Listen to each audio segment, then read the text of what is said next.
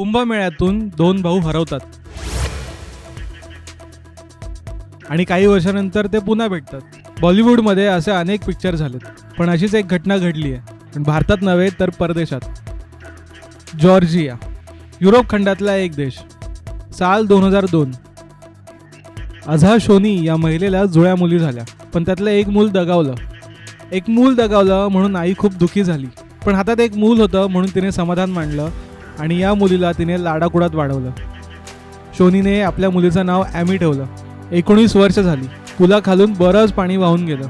Amy टीव्हीवर Georgia got talent बघत होती, तेव्हा एक कंटेस्टंट आली। ती अगदी ॲमी सारखीच दिसत होती। तिचं नाव होतं ॲनो। ॲमीनेही टिकटॉकवर एक व्हिडिओ पोस्ट केला होता आणि तो ॲनोने पाहिला होता। टिकटॉकची एक युजर आपल्यासारखी दिसते हे ॲनोला कळालं।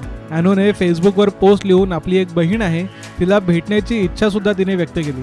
तेव्हा ॲनो आम्हीच्या घरी आली। आई आणि बहिणीला भेटून तिच्या डोळ्यात अश्रू आले। तब्बल 19 वर्षानंतर जुळ्या बहिणींची पुन्हा एकदा भेट झाली होती। अझा शोनी या जुळ्या बहिणींची आई।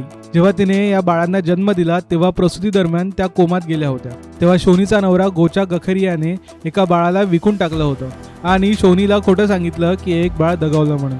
अशा प्रकारे बाळाला विकत घेणं हे बेकायदेशीर आहे, म्हणून ज्यांनी बाळाला विकत घेतलं त्यांनीही याबद्दल कुठेही वाच्यता केली नाही। पण नशीब कसं असतं बघा, 19 वर्षानंतर या मुलीची आपल्या आई आणि बहिणीची भेट झाली। ब्युरो रिपोर्ट, साम टीव्ही न्यूज, मुंबई।